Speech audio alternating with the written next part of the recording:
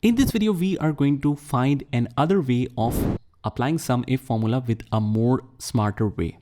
So I'll just make sales total 2 along with this. And let's say I want to format this. I'll just select all of these cells, go to the home menu, use the format painter and paste it right here. And here we will apply the same formula, but with a different method. I'll just use equals to SUMIF. Under the range, I'll select this range, comma, under the criteria, I will not select a single cell, rather I'll select a complete column to see if it is able to pick what is parallel to it or not. And in the sum range, I'll select the same.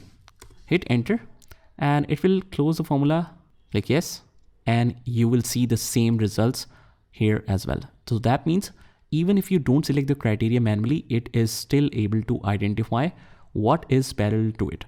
So this is another way to work on this. It has put an operator with it.